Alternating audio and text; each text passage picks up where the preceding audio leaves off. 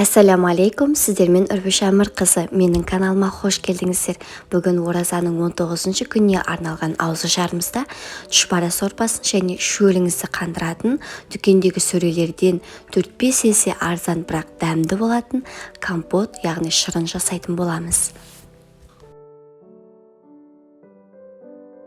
Әуелі тұшпараның қамыры үшін салқын су, 1 жұмыртқа, тұз және 2 ас қасық сұйық май қосып, кішкене араластырып аламыз.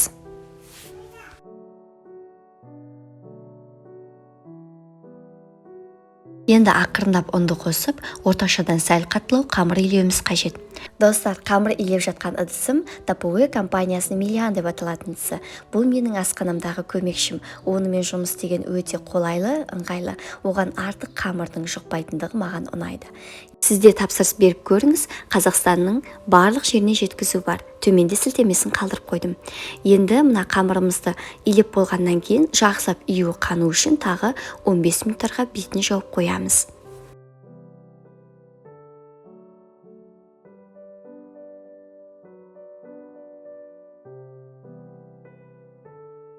Осы аралықта шырынымызды жасап алайық. Бұл да Тапуэ компаниясының компот жасайтын кувшіні. Жалпы достар, бұл ыдыстар просто пластмасса емес, бұларда очищение полимерден жасалынады, яғни медицинада ішкі органымызға ота жасайтын кезде қолданады. Сондықтан бұлар экологически таза ыдыстар болады. Енді біз каркадан қолданамыз мұнда. Осы пакетигі біздің оңтүстікте 360 теңге тұрады. Міне аздап бір уысқа жетпей алып аламыз. Міне бізге осы жетеді. Енді үстіне 3 ас қасықтай қант саламыз және қайнап тұрған ыстық суды құямыз. Бұрын каркаде дайындағанбыз, естеріңізде ме? Оны қайнатып, суытып, керегін алып, артылған тоңазытқышқа сақтап, сондай жұмысы көп еді. Ал бұл ыдыста керегіңізді аласыз, барлығын араластырып, кішкене бетін толықтай, қақпағын толықтай жауып қоямыз. 15-20 минутта сіздің компотыңыз дайын болады.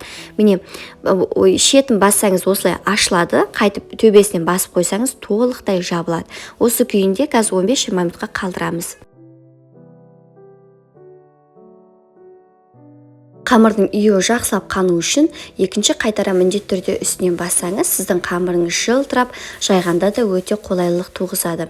Міне осылай екінші қайтара үстінен қайтып басып илеп шығамын.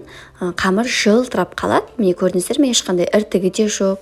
Енді осыны екіге бөліп, кішкентай зуалылар жасап, тағы да 5 минутқа демалдыруға қоямыз. Осы кезде ішіне салатын салмасын, яғни тартылған ет, оған блендерден өткізілген пияз немесе ұс сақтап тұра алуларыңыз керек. Тұз, қара бұрыш салып араластырамыз.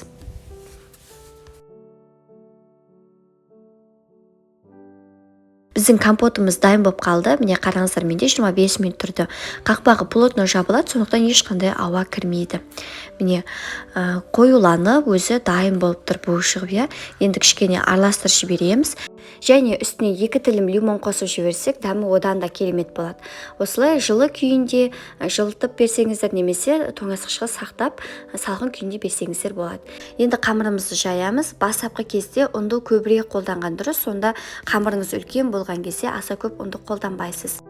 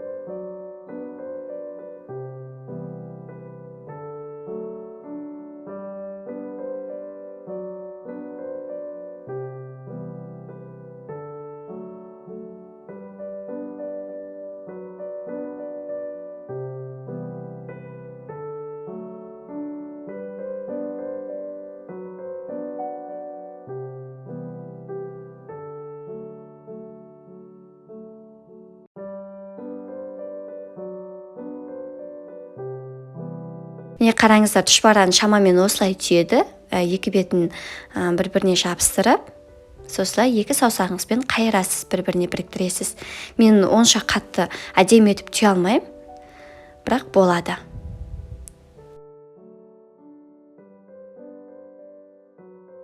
түйген тұшпараларыңыздың астына міндетті түрде ауа өткізетін мата болу керек, әйтпесе жабысып қалады.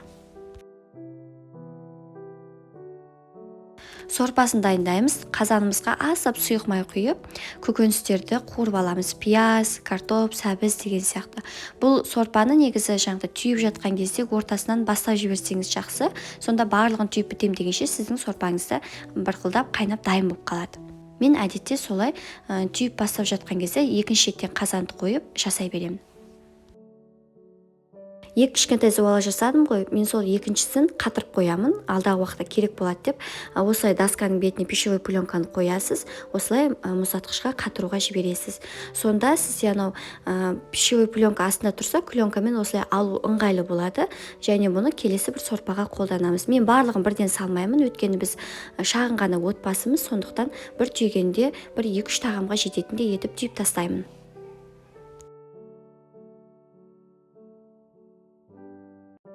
Сорпа қайнап шыққан соң тұз қосып, баяу отқа 15-20 минутқа қалдырамыз. Картобы, сәбізі пісті дегенде тұшпараларды саламыз, себебі өте тез піседі бұл тұшпара, сондықтан картоптың піскенін күтіңіз. Барлығын тез салып алыңыз. Және осылай араластырамыз. Өте қатты отта бетінің қақпағын жауып қоямыз.